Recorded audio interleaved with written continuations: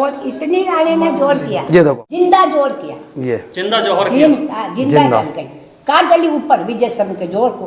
रानी पद्मावती का जौहर अलाउद्दीन की सबसे बड़ी हार थी और चित्तौड़ की सबसे बड़ी जीत। आज इतने सदियों बाद भी रानी पद्मावती के जौहर की गूंज भारत के हर कोने में सुनाई देती है और रानी पद्मावती को आज भी लोग उस देवी की तरह पूजते हैं जो बुराई का संहार करती है।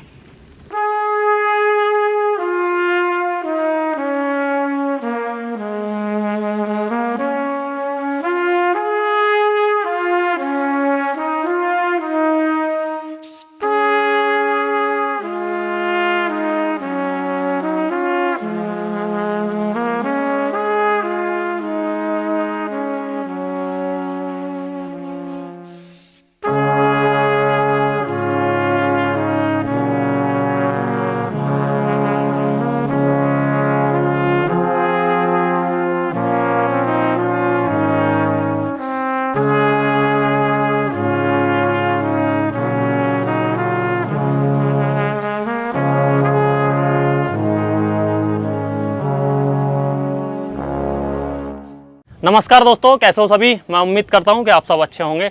दोस्तों अभी मैं पहुंचा हूं राजस्थान के चित्तौड़गढ़ में और चित्तौड़गढ़ के मैं खड़ा हूं अभी चित्तौड़गढ़ दुर्ग पे, चित्तौड़गढ़ फोर्ट पे, जिसको एशिया का सबसे बड़ा किला बोला जाता है। ये हमारे भारत का ही नहीं, एशिया का सबसे बड़ा किला है। 13 किलोमीटर के दायरे में ये फैला हुआ है। बात करें यहाँ पे मंदिरों की तो 113 मंदिर हैं और इस प्रकार के ये जो ताल हैं, ये तो मेन ताल है यहाँ का, गौमुख जिसको बोलते हैं। इसका जो पानी है नीचे से मैं आप लोगों को दिखा दूंगा। अभी नीचे एक गौ के मुख से निकल रहा है, यानी गाय के मुख से निकल रहा है और शिवलिंग नीचे बना हुआ है। ये जो ताल का पानी है कभी भी सूखता नहीं है। बताते हैं सर्दियों में ये पानी गर्म रहता है और गर्मियों में ये पानी ठंडा रहता है नेचुरली ही। इधर अगर आप देखेंगे तो पूरा चित्तौड़ शहर दिखता है। तो आज की इस वीडियो में हम आप लोगों को ये चित्तौड़गढ़ का किला दिखाने वाले हैं। आज हमको गाइड करेंगे, भाई का नाम है समद, तो यही हमको घुमाएंगे आज पूरा चित्तौड़गढ़। और यहाँ पे कहावत है कि गढ़ तो गढ़ चित्तौड़गढ़, बाकी सब गढ़ैया। ताल में ताल भोपाल की ताल, बाकी सब तलैया, और रानी में रानी पद्मनी और बाकी सब रनैया। सबसे ब्यूटीफुल 1303 में रावल रतन सिंह की जो बीबी हुई थी रानी पद्मनी, इतनी सुंदर हुई थी कि बताते हैं इसकी खूबसूरती के बारे में। पानी पीती थी ऐसे नजर आता था, मिरर की तरह पारदर्शी थी, ऐसी कहावत है उनके बारे में। चलिए आज की इस वीडियो को हम लोग शुरू करते हैं। जिस जगह को आप दर्शन करना है ये गौमुख कुंड के नाम से जाना जाता है। कहते हैं हजारों साल से इस किले के अंदर एक ऐसी जलधार गिरी है जो आज तक कभी बंद नहीं हुई है। वो धार वहाँ से दिख जाएगी। हाँ, सर्दी गर्मी बरसात 24 आवर्स गिरती है। इसे गौमुख के नाम से जाना जाता है। इसी जलधार के नीचे शिव भगवान का शिवलिंग है। वो अंदर में देखो शिव जी का शिवलिंग।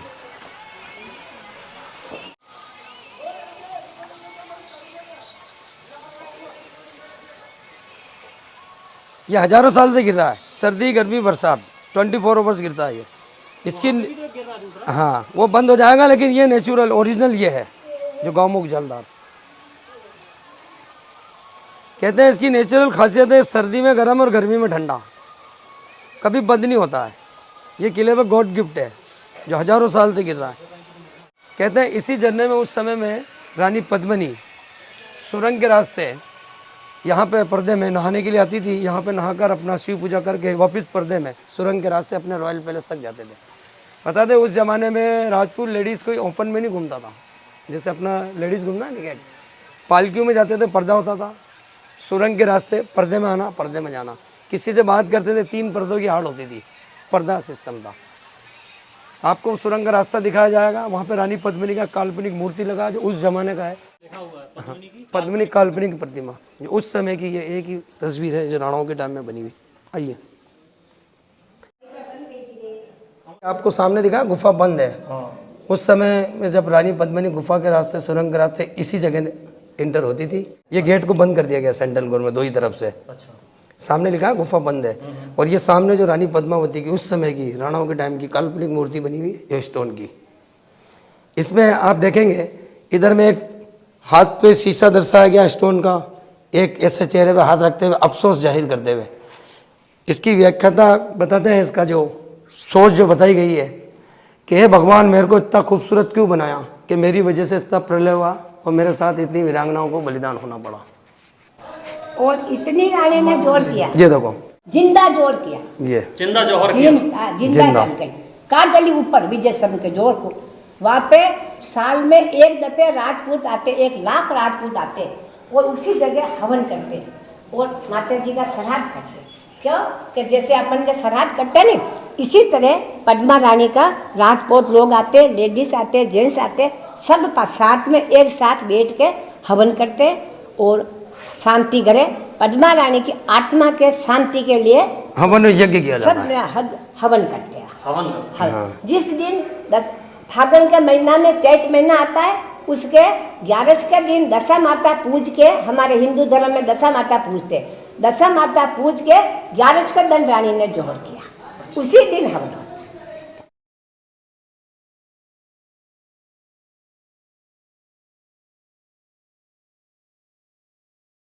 इस जगह को आप विजिट करना है, ये जौहर स्थल के नाम से जानी जाती है। कहते हैं उस जमाने में ये कुंड की तरह 60 फीट गहरे कुंड की तरह कुंड हुआ करता था। बाद में गवर्नमेंट ने इसको बंद कर दिया गया। इसी जगह में 3 बार जो रानियों ने 16,000, 13,000, 7,000 लेडीज साथ में जिंदा आग में जलकर बलिदान किया था, ये वही जगह कहलाती है जौहर स्थल। मतलब रानी पद्मावती ने जो जौहर किया था, ये फर्स्ट जौहर 16,000 लेडीज के साथ में किया था इसी कुंड के अंदर। उनका जौहर करने का तरीका होता था, इस कुंड के चारों तरफ किनारे पे खड़े हो जाते थे।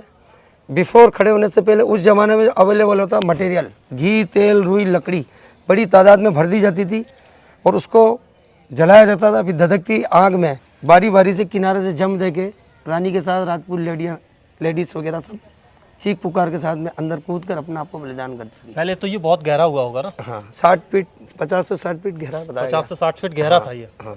इसको बंद करने का कारण था नियर द विक्ट्री टावर, विजय स्तंभ। हर साल इस बारिश होता है, बारिश के मौसम में इस कुंड में पानी भर जाता था। कहते हैं इस कुंड में पानी भरने की वजह से विजय स्तंभ की नींवों में नमी आने लगी थी। भविष्य में कभी ये दबे, टावर टेढ़ा होकर गिर जाए तो उसको रख रखाव के हिसाब से इस कुंड को भर दिया गया। भरने से पहले ऐसा बताया गया है कि गवर्नमेंट ने जब इसको भरा था, इसका सफाई किया था, तो सफाई करने में बहुत जली हुई तादाद में राख, उस समय की हड्डियाँ वगैरह और कुछ उस जमाने के रॉयल परिवार के राजघराने के टाइम के कंगन, चूड़ी, नक, झुमके, कुछ ऐसे ऑर्नामेंट्स गवर्नमेंट का सफाई में हाथ लगे थे। तो उसी को प्रूफ मानकर सेंट्रल ऑफ गवर्नमेंट ने यहाँ प्रूफ के हिसाब से जौहर स्थल का बोर्ड लगाया गया। ये देखिए आप, ये मेन जौहर स्थल है। यहाँ पे आपको हवन कुंड देखने को मिलेगा।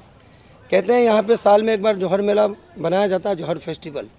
पूरे इंडिया के राजपूत लोग, मेवाड़ के जो गोद से जुड़े हुए सब लोग यहाँ पर आते हैं। अभी हमारे प्रेजेंट में महाराणा प्रताप का जो लास्ट परिवार चल रहा वंश, जो उदयपुर में स्टे करते हैं, जिनका नाम है अरविंद सिंह मेवाड़, महेंद्र सिंह मेवाड़, उनके साहबजादे लक्ष्मण जी मेवाड़, जो उदयपुर में रहते हैं। जौहर मेले के दिन वो लोग यहाँ आते हैं। पूरे दिन यहाँ पे जौहर फेस्टिवल मनाया जाता है। हाफ डे वो फैमिली जितनी वीरांगना है, जिन्होंने उस समय में अपने आप को मुगलों के सामने घुटने न टेक कर बलिदान किया था, जिंदा आग में जलकर जौहर किया था, उनकी आत्म शांति के लिए यहाँ पे हवन और यज्ञ किया जाता है, जो जौहर मेले के दिन आपको देखने को मिलता है। ये सामने का जो गेट देखेंगे वो पूर्व दरवाजा मेन जौहर गेट कहलाता है। उसी गेट से इनके आने की एंट्री होती थी जौहर के लिए। और ये पूरा जौहर कुंड हुआ करता था। हमने आपको बताया ना, बाद में गवर्नमेंट ने भर दिया गया। ये इधर में सामने देख रहे हैं, जो आप स्पॉट देख रहे हैं, हिस्ट्री बुक के अंदर इसको सती स्थल बताया गया। बताते उस जमाने में राजपूतों में एक सती प्रथा चलती थी। हस्बैंड की किसी कारण युद्ध में या किसी कारण मृत्यु होती थी, उसकी विधवा राजपूत लेडीज अपने हस्बैंड की यहाँ पे चिता पे डेड बॉडी गोद में लेकर उसको जीवित जलती थी, उसको सती अना बोलते थे। वो सामने उधर में सती गेट कहलाता, उसको सेकंड जौहर द्वार भी बोला जाता है। सेकंड जौहर द्वार इसलिए बोला जाता है, 1568 में जब अकबर का इधर में आक्रमण हुआ था, तो बिफोर युद्ध से पहले 7,000 राजपूत लेडीज़ों ने इधर से एंट्री करके और इधर में जौहर जलाया था, बलिदान किया था। अभी वो सामने आप टेम्पल देखेंगे, समीदेश्वर महादेव का मंदिर कहलाता है, जिसको राजा भोज ने उस मंदिर का निर्माण कराया था। उसमें शिव की 9 फीट की मूर्ति साक्षात, जिसके शिव के रूप मिलेंगे आपको, ब्रह्मा विष्णु महेश, 3 फेस मूर्ति 9 फीट की। बाद में उसका सेकंड टाइम जीर्णोद्धार किया था। बताते हैं राणा कुंभा के जो पिताश्री थे राजा मोकल, उन्होंने उसका सेकंड बार जीर्णोद्धार किया था।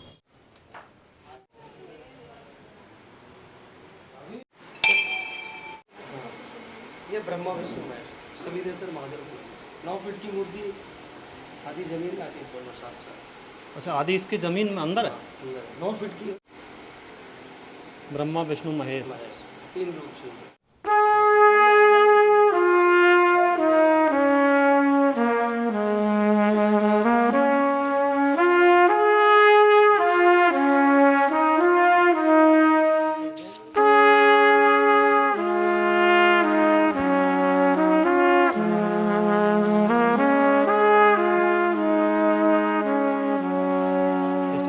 देखिए आप जो टावर देख रहे हैं, इसको टावर ऑफ विक्ट्री विजय स्तंभ के नाम से जाना जाता है। ये विजय का प्रतीक चिन्ह प्लस शांति का दूत भी कहलाता है। शांति का दूत इसलिए कहलाता है, इसको राणा कुंभा ने जब बनाया था तो हिंदू धर्म में 9 ग्रह माना गया शांति के दूत, उस हिसाब से इसका 9 स्टोरी रखा है।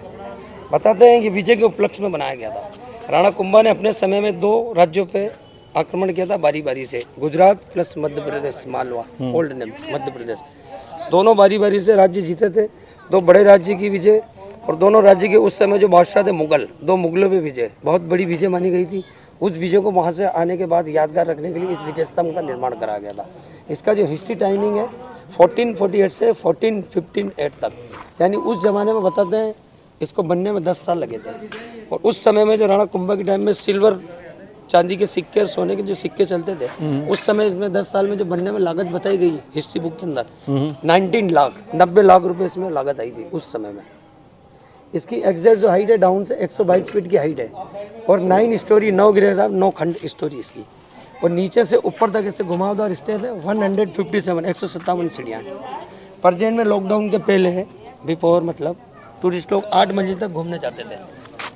लॉकडाउन के बाद गवर्नमेंट ने इसको बंद कर दिया गया। अच्छा, अभी ऊपर नहीं जा सकते? अभी ऊपर नहीं जा सकते।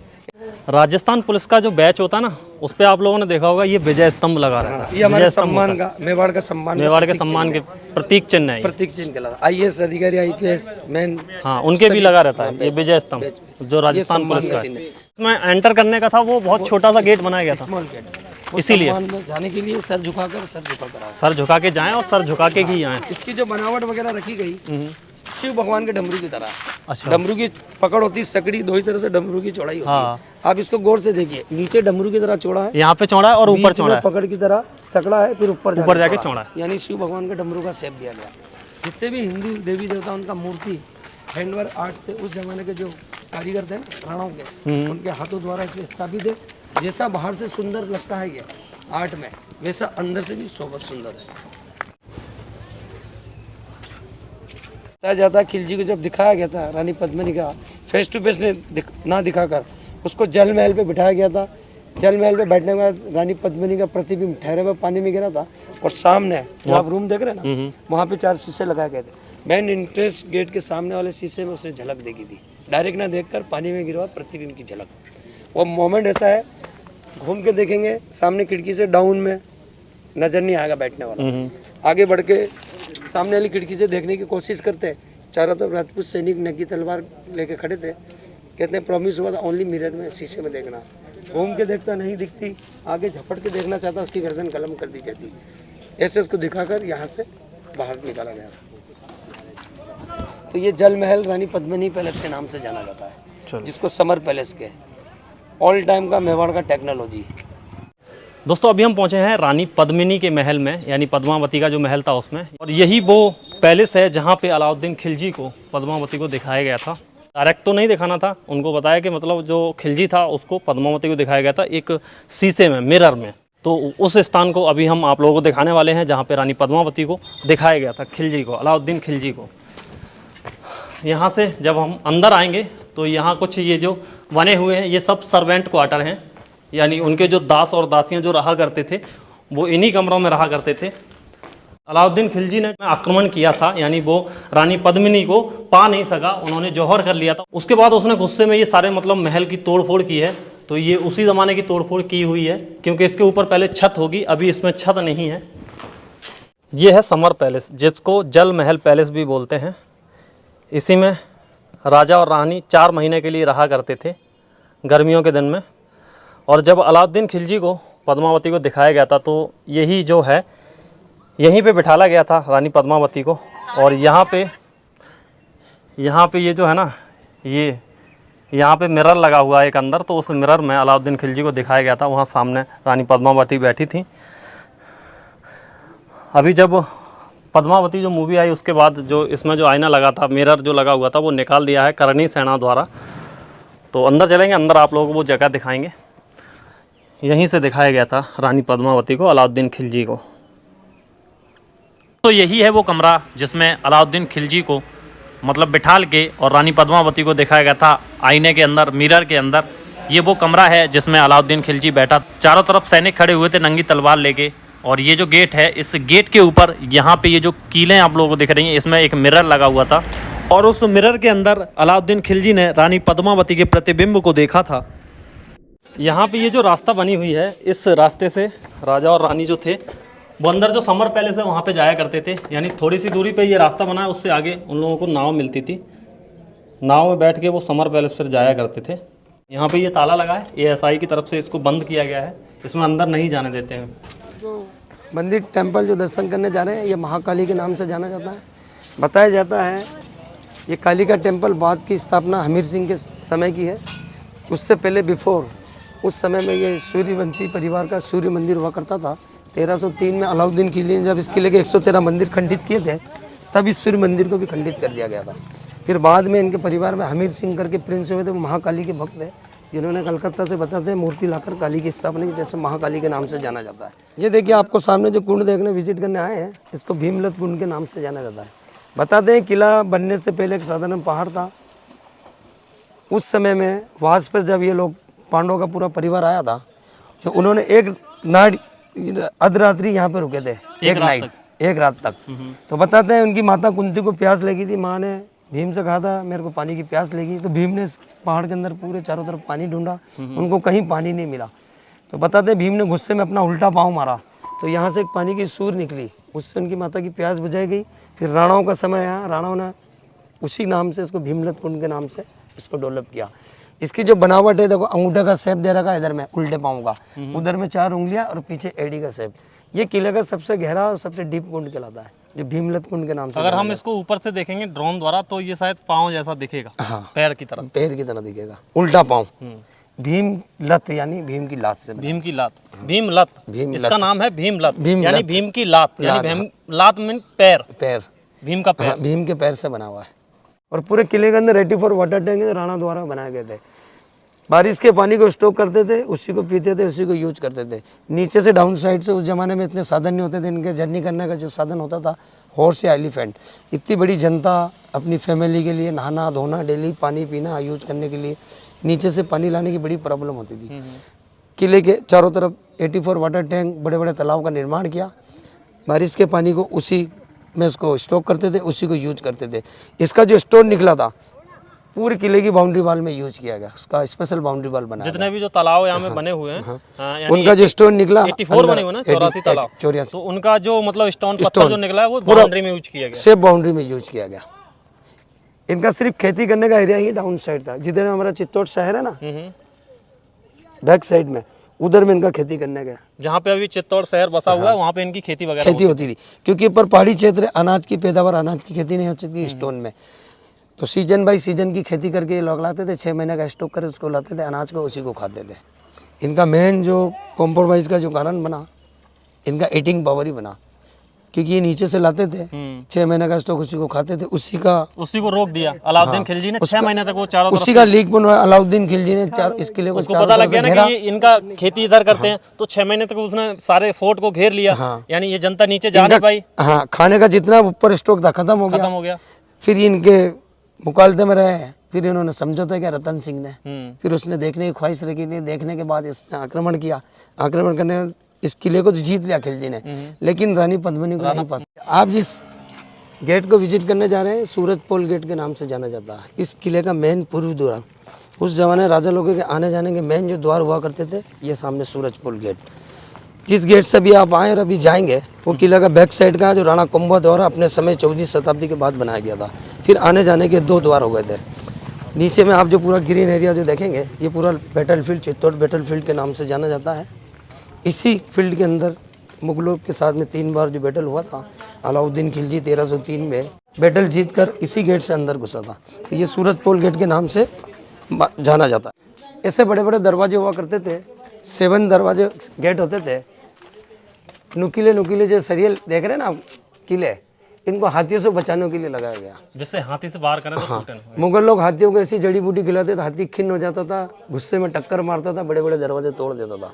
राणा लोग उसको बचाने के लिए इस नोक पे पॉइजन लगा देते थे। जैसे हाथी सर मारेगा, उसके सर में घुसने के बाद पॉइजन लगने हाथी मर जाएगा। उसके बाद भी उन्होंने, मुगलों ने ओवर दिमाग लगाया। इसके आगे ऊँट को खड़ा कर दिया जाता था, फिर हाथी से टक्कर लगवाई जाती थी, ऊँट मर जाता था, दरवाजा टूट जाता था, हाथी सेफ बच जाता था। हाँ, इस गेट का जो खुलने का समय होता था, मॉर्निंग सूर्य उगते ही खोल दिया जाता था। आफ्टर नाइट लेट अवेयर जो कोई राजा, जनता, प्रजा का सैनिक, उनका फैमिली कुछ रह जाता था, बड़ा दरवाज़ा नहीं खोला जाता था। बड़ा दरवाज़ा खोलेंगे रात्रिकालीन में 100-200 दुश्मन लोग अगर जैसे अंदर घुसते हैं उसको कवर नहीं कर पाएंगे, इसलिए छोटा गेट आपको इसमें देखने को मिलेगा, स्मॉल गेट, खिड़की, रात्रिकालीन। हाँ बोले तो खिड़की। उसमें चेकअप करके उनको एंट्री दी जाती थी। उनके राज्य का तो अंदर ले लिया जाता था, जो दुश्मन होता उसको पकड़ के कैद कर लिया जाता था। अलाउद्दीन खिलजी ने इन्हीं पहाड़ियों के पीछे पहले फर्स्ट में अपना डेरा डाला था, उसके बाद में उसने आगे की चढ़ाई करी थी और एक रात्रि को धोखे से इस पूरे 13 किलोमीटर के एरिया को अपने सैनिकों द्वारा घेर लिया था। 6 महीने तक घेर के रखा था। 6 महीने घेरने के बाद में इनका ईटिंग पावर खत्म हुआ, रतन सिंह का। हाँ, खाने का जो सामान था, खाने की जो सामग्री थी वो खत्म हो चुकी थी। उससे समझौता हुआ। समझौते में अलाउद्दीन खिलजी ने रानी पद्मिनी को देखने को फेस टू फेस ना दिखाकर उसको मिरर के अंदर पानी में गिरवा प्रतिबिंब दिखाया था। पहले का एंट्री गेट यही हुआ करता था, पहले लोग एंट्री लेते थे। ये पूरा बैटल फील्ड है। बिफोर 14 सेंचुरी से पहले की जो बाउंड्री, 14वीं शताब्दी से पहले की बाउंड्री वाल इस टाइप से हुआ करती थी। गेट की कुछ हाइट वगैरह कुछ छोटी होती थी, मजबूती भी कम थी। बाद में राणा कुंभा के समय 14वीं शताब्दी में ये स्पेशल बाउंड्री 13 किलोमीटर में बनाया गया। अच्छा, ये इधर में ये गेट निकाले गए और बैक साइड में वो गेट निकाले, आने जाने के 2 रास्ते हो गए। एक हॉल पे एक एक तीर कमान लेकर 24 घंटे इसमें सिक्योरिटी पे रहता था। ये जो स्लोप दे रहे हैं नाली जैसा, इस पे दुश्मन जैसे छुप कर आता था ना, तो आहट से उस पर गर्म पानी करके डाल दिया जाता। मेन सूरज पोल गेट, ये जो आप टावर देख रहे हैं ना, ये टावर ऑफ फेम कहलाता। इसकी इस फोर्ट के अंदर 2 टावर है। एक टावर ऑफ विक्ट्री जो राणा कुंभा ने 14वीं शताब्दी विजय के उपलक्ष्य में बनाया था, और ये जैन टावर जो जैन लोगों ने अपने धर्म की कीर्ति में बनाया था। उस जमाने में राजाओं के जो अकाउंटेंट, बही खाते जो करते थे बिजनेस, सब जैन लोग संभालते थे। उन्हीं में एक जीजा नाम का जैनी हुआ था जिसने अपनी 24 तीर्थ की यात्रा करी थी, 24 मैन का ग्रुप लेके। चारों धाम की यात्रा उस जमाने में वॉकिंग होती थी। 24 के 24 ही चारों धाम की यात्रा करके आए और 24 के 24 10 साल बाद जीवित लौटे। तो वो यात्रा सफल मानी गई थी। उन्होंने राणाओं से परमिशन लेके अपने पैसे से महावीर भगवान को समर्पित किया। ये देखिए आप सामने जिस टेम्पल को देखने जा रहे हैं, छोटा मंदिर, ये मीराबाई के मंदिर के नाम से प्रख्यात कहलाता है। कहते हैं कि मीरा का यहाँ पे ससुराल है। इसी राजघराने में, सूर्यवंशी राजघराने में मीराबाई का विवाह हुआ था। राणा सांगा के जो पुत्र थे 2nd नंबर के, जिनका नाम था भोजराज, जो मीरा के हस्बैंड कहलाते हैं। मीरा बचपन से कृष्ण की भक्त थी और ये सब सूर्यवंशी थे। जब तक उसके ससुर संग्राम सिंह जीवित रहे और उनके हस्बैंड, तब तक वो भक्ति उसने कृष्ण की इस जगह में करी। उनकी भक्ति से प्रसन्न होकर उनके ससुर संग्राम सिंह ने ये मंदिर बनवा के दिया था। उनकी दोनों की मृत्यु के बाद में, हस्बैंड और ससुर की मृत्यु के बाद में, जो उनके बड़े पुत्र थे यानी मीरा के जेठ, उन्होंने मीरा को टॉर्चर किया, परेशान किया। वो कहते थे कि भाभी आप हमारी माँ समान है, आप सूर्यवंशी परिवार से, आप ये मूर्ति पूजा करती है, इसको छोड़ दीजिए, आप राजघराने में रहिए। हम राजघराने परिवार से, आप साधु संतों के साथ में ये भजन कीर्तन करना, कृष्ण मूर्ति का पूजा करना, ये अपने अशुभ भी कहलाता है। अपनी फैमिली बदनाम होती है, अपने पे लांछन आता है। तो मीरा को समझाया, लेकिन मीरा ने नहीं। तो मीरा को मारने के लिए उसके जेठ ने यहाँ पे जहर का प्याला दिया, जो जहर अमृत हुआ। उसका मीरा का कहीं समाधि स्थल नहीं है पूरे हिंदुस्तान में, कहीं दुनिया में। मीरा अमर हुई थी। जो चित्तौड़ किले के मंदिर से मूर्ति ले गई थी, उसी मूर्ति में मीरा विलीन हो गई थी, समा गई थी। मीरा के द्वारिका धाम में मूर्ति में समाने के बाद ओरिजिनल सोने के द्वारिका समुद्र में विलीन हो गई थी। आज भी आप जाते हैं ना द्वारिका धाम, वो बाद की द्वारिका। ओरिजिनल मीरा के विलीन होने के बाद, अमर होने के बाद समुद्र में विलीन हो गई थी। यहाँ पे ये राजाओं के ज़माने के मतलब बाज़ार हैं। इसका नाम है मोती बाज़ार। यहाँ पे ये एक बोर्ड लगा हुआ है और ये पूरी तरह से खंडर हो गए हैं। ये जो दुकानें हैं ये टूट चुकी हैं। पहले ये दुकानें रही होंगी जब राजाओं का यहाँ पे शासन था। यहाँ पे लिखा हुआ है नगीना बाज़ार। तो यहाँ पे ये नगीना बाज़ार था और वो वाला था मोती बाज़ार। ये देखिए आप जिस पैलेस को विजिट करने जा रहे हैं, ये हमारे रतन सिंह सेकंड, एक फर्स्ट हुए थे रानी पद्मिनी के हस्बैंड, एक सेकंड रतन सिंह हुए थे इनके परिवार में। उन्होंने महल का निर्माण कराया था। बता दें उस जमाने आप देखेंगे इस किले के अंदर 3 बार जो आक्रमण हुआ था मुगलों का, उसमें सारे 113 मंदिर और ज़्यादातर 15 जो पैलेस थे छोटे बड़े, सारे डैमेज कर दिए गए थे। कुछ अंश इस रतन सिंह को आपको देखने को मिलेंगे पैलेस के। तो आप गैस करेंगे कि उस समय में राज परिवार, राजघराना, रानी लोग कैसे महलों में रहते थे, तो आपको अंदर से जाके बताया जाएगा इसका। झरोके वगैरह इस टाइप के पैलेस हुआ करते थे। हमने फर्स्ट में भी आपको कहा था मेवाड़ के अंदर आप जितने भी पैलेस देखेंगे या तो लेक के पास में नियर द लेक या लेक के बीच में पानी के बीच में जल महल, जो नेचुरल उनकी ओल्ड टेक्नोलॉजी कहलाती है। बताते हैं उस ज़माने में बिजली फैन टेक्नोलॉजी नहीं होती थी, उन्होंने अपनी ओल्ड टेक्नोलॉजी से बनाए थे। ये किला सबसे सेफ किला है, लेकिन उसके बाद भी 3 बार मुगलों ने इसको धोखे से जीता। लास्ट टाइम जो अकबर का जो आक्रमण हुआ था ना, तो इस किले के लास्ट के अंदर एक मिट्टी की मोर टेकरी बनाई गई थी धोखे से, और रातों रात उस पर तोप लगाकर और वहाँ से फायर करके किले की बाउंड्री तोड़ के वो लोग अंदर घुसे थे। ये रतन सिंह पैलेस का मुख्य द्वार है। उस समय की आपको आर्ट देखने को मिलेगी जो आज बिल्कुल जर्जर हो रही है।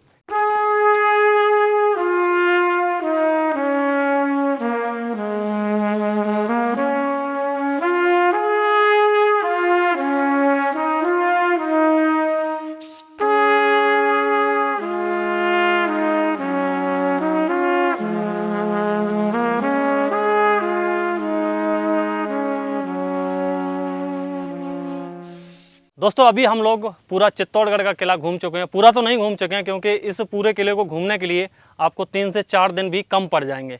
13 किलोमीटर के दायरे में ये किला फैला हुआ है और बहुत इसमें मतलब 113 मंदिर हैं।